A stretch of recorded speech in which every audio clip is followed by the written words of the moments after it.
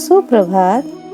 आज हम पढ़ेंगे बाल महाभारत कथा का आगे का अध्याय लाक्षागृह यानी लाख का घर। लाख का घर क्यों बना था और वहां से पांडव कैसे बचे थे और किस षड्यंत्र के कारण लाक्षागृह का निर्माण किया गया था, ये सभी कुछ हम पढ़ेंगे।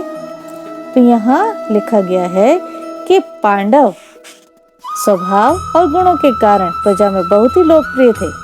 भीम के शारीरिक बल और अर्जुन के शस्त्र कौशल को देखकर दुर्योधन को ईर्ष्या जो थी बढ़ती ही जा रही थी। वह ऐसा उपाय सोचने लगा जिससे पांडवों का नाश करके वह निष्कंटक राज्य कर सके। दुर्योधन के इस कुमंत्रणा में उसके मामा शकुनी और मित्र कर्ण सलाहकार बने हुए थे। धृतराष्ट्र को अपने भतीजों से बहुत स्नेह था, किंतु अपने पुत्रों से वे और ज्यादा मोह रखते थे।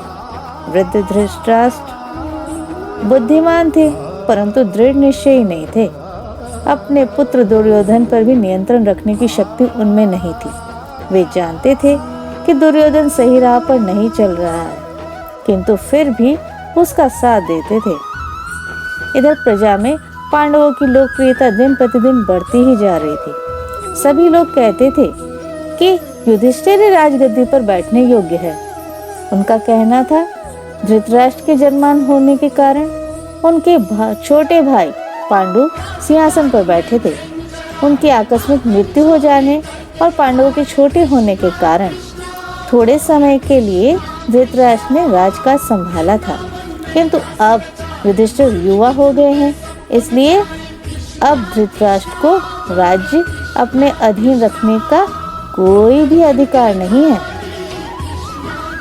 अब तो पितामह भीष्म का यह कर्तव्य है कि वे धृतराष्ट्र से राज्य का भार लेकर युधिष्ठिर को सौंप दे। युधिष्ठिर सभी प्रजाजनों के साथ न्यायपूर्वक और निष्पक्ष व्यवहार कर सकेंगे। जैसे जैसे पांडवों की ये लोकप्रियता दुर्योधन देखता, वैसे वैसे उसका ईर्ष्या भाव और अधिक बढ़ता जाता।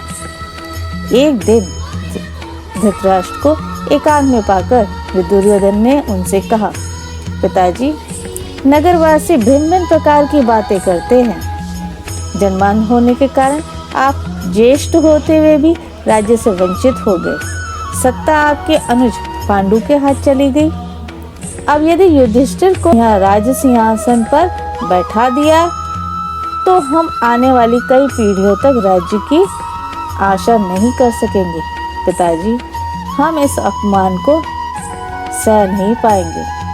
दुर्योधन की इन बातों को सुनकर धृतराष्ट्र सोच में पड़ गए।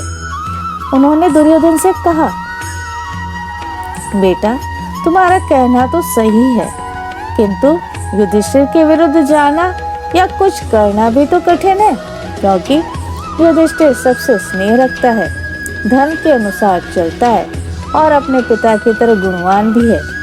यही कारण है कि प्रजा भी उससे बहुत चाहती है।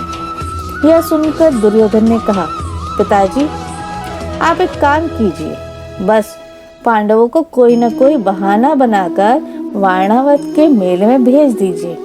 मैं आपको विश्वास दिलाता हूँ कि इससे हमारा कुछ भी नहीं बिगड़ेगा। अब यहाँ वह चालाकी चल रहे थे। ये देखिए, यहाँ पे मंत्रणा हो रही है।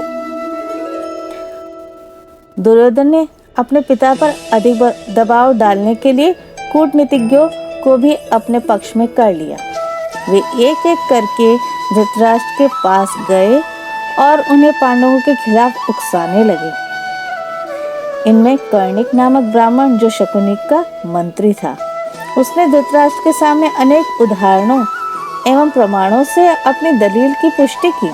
अंत में उसने कहा, राजन, संसार में ऐश्वर्यशाली को सर्वश्रेष्ठ माना गया है। अंत में उसने कहा कि राजन, संसार में ऐश्वर्यशाली को सर्वश्रेष्ठ माना जाता है। यह बात ठीक है कि पांडव आपके भतीजे हैं, किंतु वे शक्ति से संपन्न भी हैं, इसलिए आप अभी से चौकन्ने हो जाइए।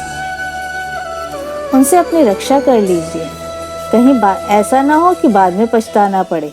धृतराष्ट्र अभी कर्ण की बातों पर विचार कर ही रहे थे कि दुर्योधन ने आकर उनसे कहा, पिताजी, यदि आप किसी भी तरह से पांडवों को वारणावत भेज दे तो राज्य पर हमारा अधिकार पक्का हो जाएगा। फिर पांडव कभी भी खुशी के साथ लौट सकते हैं। हमें भी उनसे कोई डर नहीं रहेगा। धृतराष्ट्र के समक्ष दुर्योधन और उसके साथी रात दिन पांडवों के विरुद्ध कुछ न कुछ कहते रहते थे ताकि वे उन पर अपना दबाव डाल सकें। अंततः लाचार होकर धृतराष्ट्र ने दुर्योधन की सलाह मान ली। दुर्योधन के साथियों द्वारा पांडवों को वारणावत की शोभा और विशेषताओं के बारे में बताकर खूब ललचाया। उन्होंने कहा कि वहाँ एक बड़ा मेला होने वाला है।